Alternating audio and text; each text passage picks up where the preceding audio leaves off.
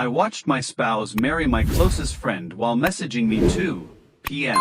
while working late dismantling decades of lies to find the truth.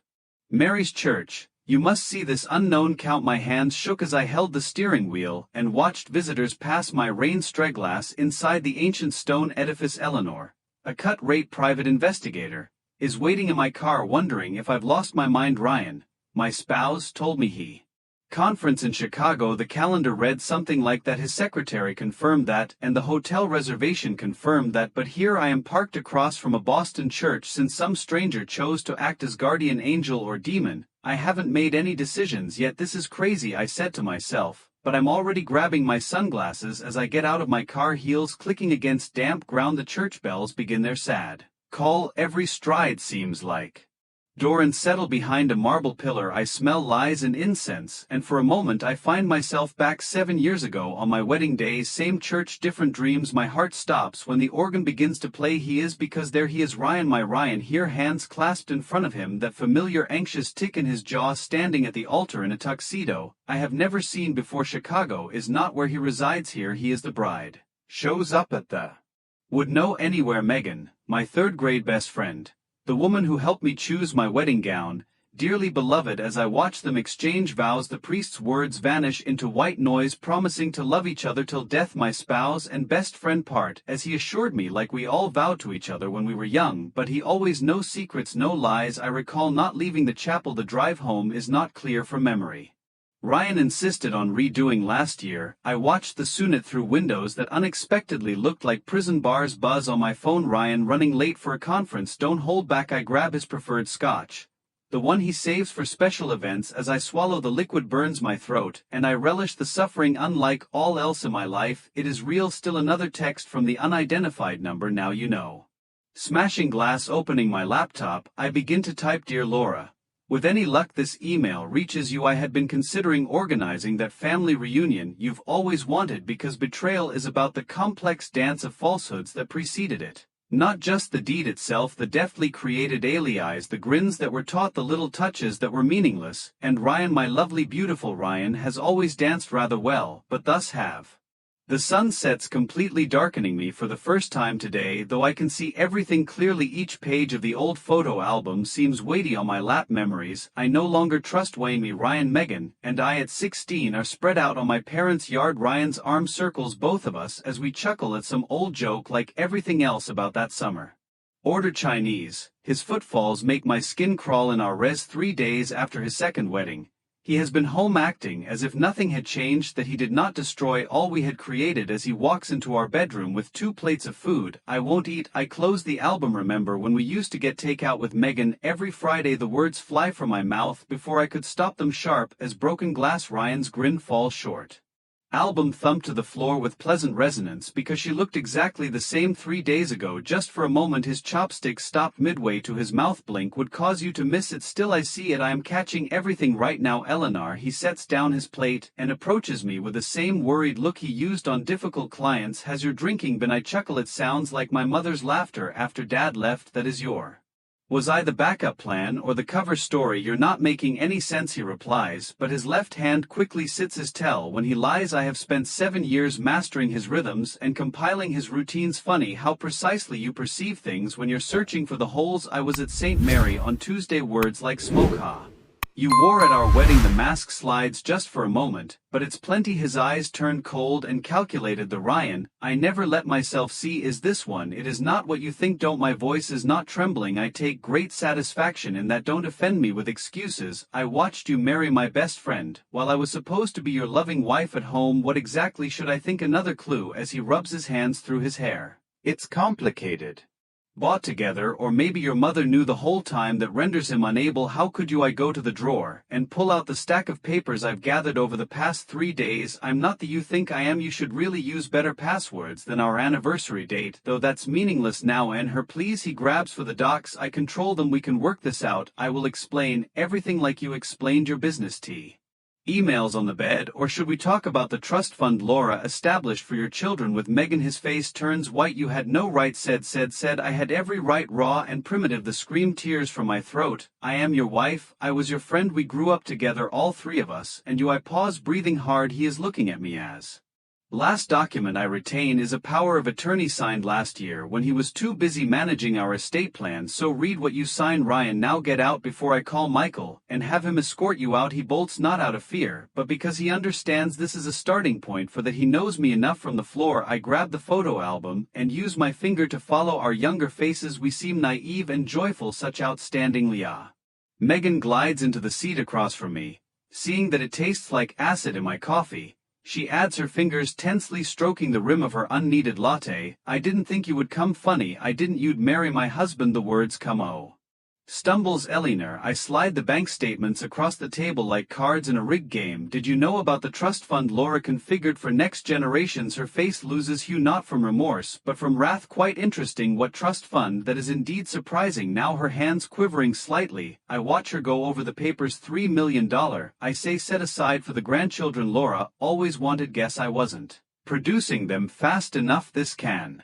I chuckle, and it sounds like shattered glass. That he loved you, Megan, that I was cold, distant, career obsessed. That's exactly what he told his mother about me last month. She stares fiercely. How come you aware of that? Because I have spent the last week learning just how completely our husband has been playing us both. The waiter walks over, but we both wave him away without looking up.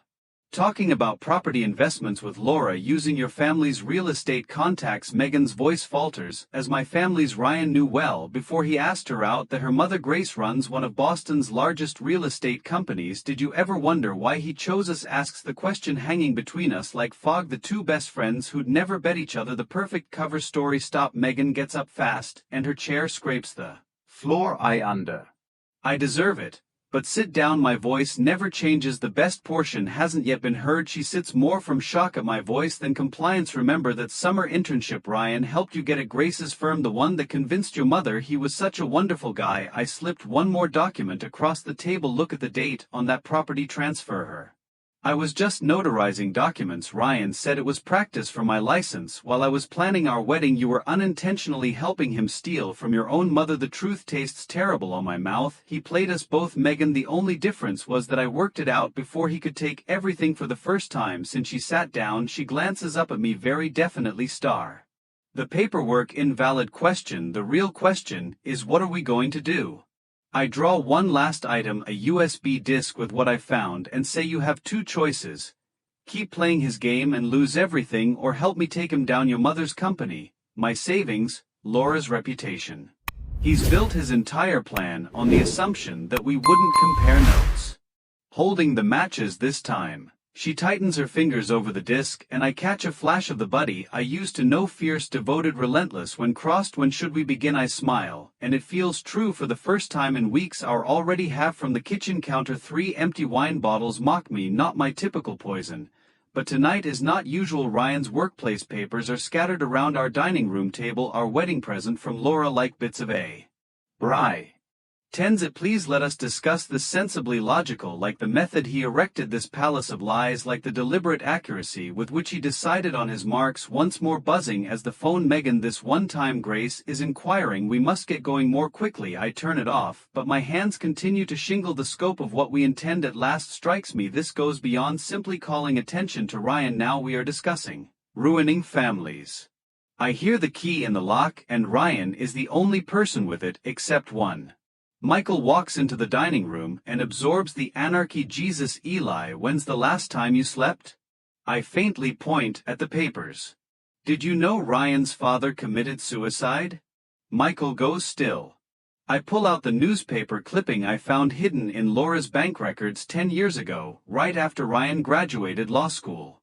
It was a hunting. Years from his company. Christ. Michael sits down. Does anyone know who has been sending me anonymous tips? I tap the table. Burner phone. They sent me this today. I slipped over duplicates of William Mitchell's suicide note. He tried to expose them. Michael, he tried to stop them. And then my voice failures. Michael reaches for my hand. Eli, but I back off. I'm becoming them. The words taste like ash. I'm turning exactly into what I hate. Michael says with stern voice, you're shielding Megan's company, your future Graces. Am I getting up slowly, or am I so focused on destroying Ryan that I don't care who gets caught in the crossfire? Right now, I'm seated here planning to expose everything at the family reunion, knowing it will devastate people who had nothing to do with this. Might lose their jobs if the company's reputation suffers, like Will Mitchell. who died trying to do the right thing while I plot complex revenge scenarios like some comic book villain. Michael pauses silently for a long time, stands up, and grabs the bottle from my hand. I turn away, but he keeps on. You're torturing yourself about the moral consequences of your actions here at 3 a.m. That does not make it right. He begins systematically gathering and sorting the documents, but it means you have a choice. Expose everything dramatically at the reunion as you planned, or we do this the right way legally carefully. William Mitchell's suicide note is here. He said we finish what Ryan's father started, but we do it smart. We first guard the innocent parties. Another message from the unknown source comes from the burner phone buzzing. Michael nods and gets out his phone. First we should speak with a financial fraud expert. I know a man. I hold his arm and wait. Before we do this I need to know something. Are you helping me because I'm right or just because I'm your sister? He fixes my gaze. Con. Stop them, and you're strong enough to do it without becoming them. I examine the empty wine bottles and strewn papers as proof of my almost plunge into their realm of control and retribution. He may be right. Perhaps another method to burn it all down is here. Michael's friend, a lawyer, keeps chatting, but I fixed on the one sheet of paper in front of me a name list, mainly children trustees of which our scheme would fall apart if we carried. Continues spreading more papers on his mahogany desk. Laura Mitchell's financial web runs at least 3 generations of both families. How many people would be affected? My voice sounds far even to myself. Directly, roughly 30. Indirectly, he shrugs. We're talking about tearing down a decades-long program. The knock-on effects might affect hundreds. Michael forward leans, but we can prove the fraud readily. The issue is whether we should. James runs over the name quickly and head to the window. Stop. Boston spreads out below, unconcerned about the bomb we're about to blow. Another way has to be found. There is buzz on my phone. Megan Grace came upon the missing property records. Michael adds, reading across my shoulder, she's calling Laura today. We're running out of time. Anyhow, everything falls apart if Grace confronts Laura straight. I then go back to James. How long would it take to get protection for? Mitchell is always flawless, but her eyes are crazy. I should have known you'd run to Michael, she says. Sneers. James begins. How did you? My daughter works in your building. James, did Eleanor tell you that part? How many families she's ready to destroy for her revenge? That's rich coming from you. Michael adds, standing and straying between us. Laura pays me more attention than him. You think you're protecting people? William thought the same thing. Look where that got him. Laura asks with a stern smile. William tried to fix our plans, rerouting money to protect the beneficiaries just as you are planning. He did not just discover that, and you stopped him. The bits fit together. The hunting accident was, she says, just that, then pauses. An accident. Her eyes dart away. The point is, Eleanor, some buildings cannot be taken down without. I spit. Arrangements built on lies and theft built on necessity, she says, getting closer. Did Ryan tell you why he married you? Your family's 3 generations of judges and prosecutors, 3 generations of perfect shield. Once more buzz comes from my phone. On the screen Grace's name shows. Take the call, Laura urges gently. Listen to Grace. Discover what her daughter's been hiding. Watch another family break or she. Michael says, Eli, don't. What alternatives? My voice is firm, but my heart bangs against my ribs. Laura says, a clean break, a generous settlement. The innocent parties stay protected. Laura lays the envelope on James's desk. Everyone wins. Michael says, everyone except justice. Quickly Laura chuckle. Ask Eleanor what she actually wants, justice or peace. My phone keeps vibrating. Megan's messages compliment Grace's calls from the desk. The name list stares up at me. Children. Words taste like surrender. Laura steps to the door until Grace finishes reading those papers. Choose deliberately, Eleanor. Unlike William, you still have options. She goes, and the office seems both bigger and more stifling. You cannot seriously be thinking about this, Michael says. I pick up the name list, my still buzzing phone. What if her right is? What if trying to correct this just makes everything worse? Not justice, but that's fear talking. Maybe I. Phone buzzes, then goes quiet. It's too late to stop whatever Grace found. Now I pick Laura's envelope and feel the weight of choice is not yet taken. I need to talk to Megan, I say at last, before we decide anything else, because sometimes I continue. I'm learning revenges and isn't about who you're willing to hurt, but who you're willing to spare. Before me sits the Mitchell family estate, its windows shining like evening caution signals. All the actors.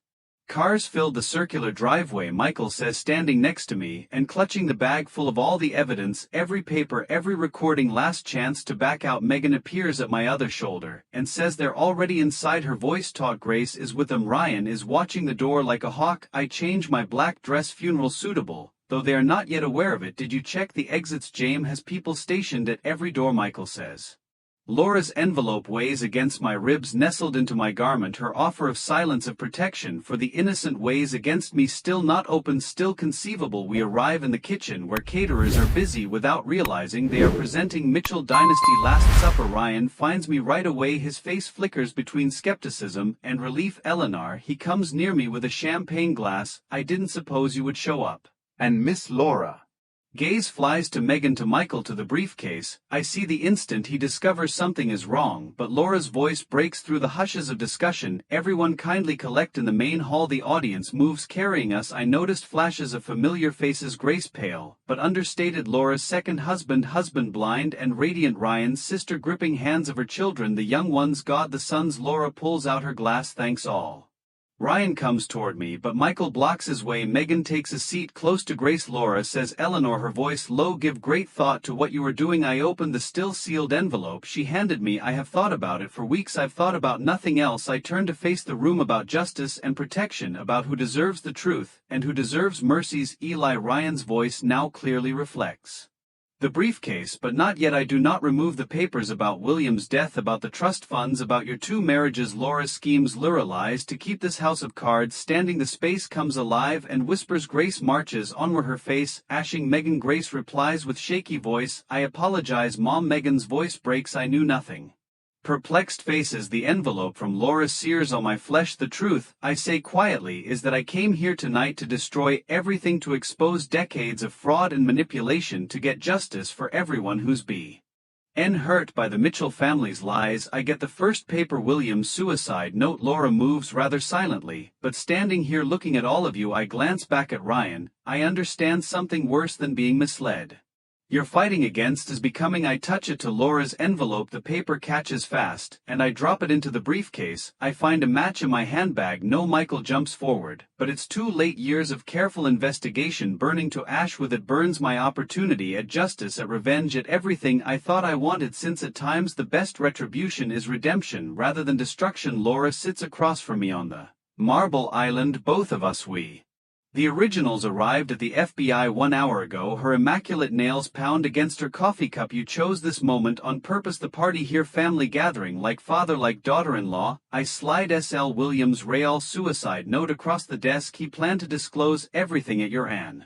Stops. Michael is watching with grim enjoyment through the glass. Ryan being guided to a police car. Lurk, voice quivering, you don't understand what you've done. She continues, those trust funds were being protected. Pulling out my phone, I show her the court orders. Every innocent beneficiary has been lawfully detached from the false accounts. The kids will keep their college money. The treatment keeps on medical level. I see actual dread in her eyes for the first time.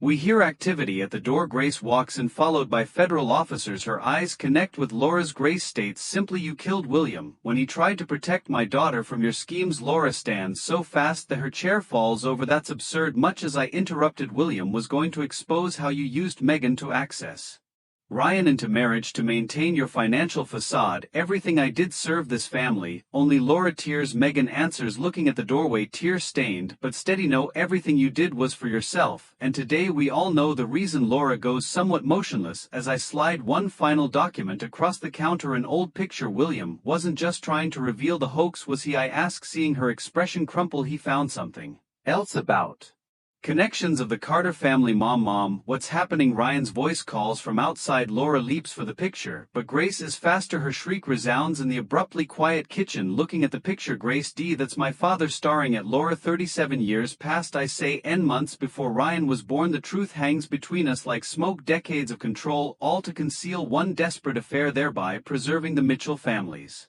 pristine image. You newspapers, you lost everything the moment you chose lies above love. William fought to save all of us, and today at last he has what? Prequel, do you mean much? One last time I grab my phone and show her the message chain from an unidentified number from a dead man, scheduled emails to arrive years after his death. I meet her eyes. William knew he might not survive trying to expose the truth, so he left breadcrumbs for whoever was brave enough to follow them. I wasten.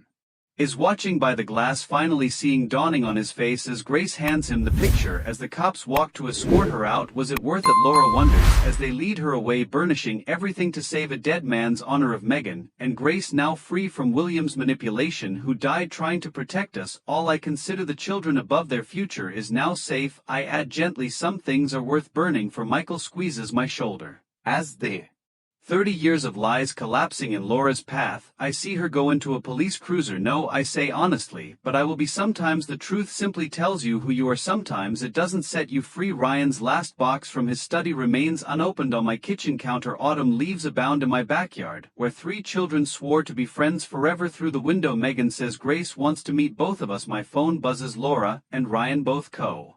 I raise the top from the box to see an ancient video camera, the kind we used summer before college when everything seemed possible. Megan stands there, appearing smaller, somehow more like the girl I used to know than the lady who helped sort everything. The doorbell rings, holding out an identical camera. She adds, I found my 2 from Mom's. I pour us both coffee. This is a habit from earlier when friendship was simple. Did you much? Her giggle sounds brittle. He said he loved both. Actually believed it, I guess. Sliding her cup across the counter. That's Ryan, I remark, living his own truth, even when it's a lie. Megan strokes one softly while the afternoon light catches the cameras, creating twin S.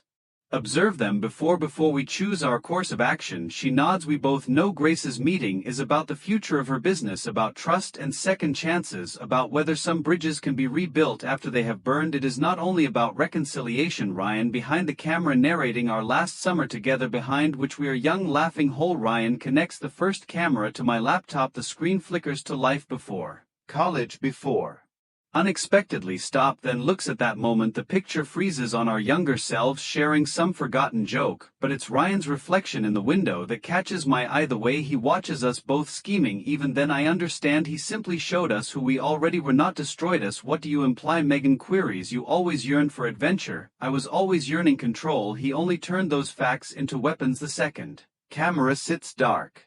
Grace grabs my hand before Megan answers the doorbell again and says, I'm sorry, not for loving him, for not remembering how to love you first. Remembering Laura's last remarks during the trial, love makes liars of us all. I squeeze back. Maybe I say, Megan, we quit trying to change the past. Perhaps we should start something fresh. She nods, knowing what? About how sometimes revenge isn't about destroying what was but constructing what may be. Laura plans her appeal in a prison cell. In another, Ryan writes letters we'll never read. Life moves forward, messy and imperfect. Grace opens the door and notes how she carries herself, now straighter and stronger, free from decades of manipulation. The autumn wind scatters more leaves over the yard. I leave the cameras on the counter intact. Certain memories are better lived. Megan and I glance at each other, remembering other documents, plans, and decisions as Grace piles papers across my kitchen table. Plans for rebuilding, for forward movement. Prepare. Grace questions of Laura, creating barriers to hide truths never worth preserving. Of William planting truth bombs to detonate years after his death. Of Ryan loving so fiercely he forgot how to love honestly. Indeed I say, and I mean it, sometimes the best kind of punishment is revenge. Thanks for watching. If you haven't subscribed, please do so and hit the notification bell to remain updated on more stunning real-life stories.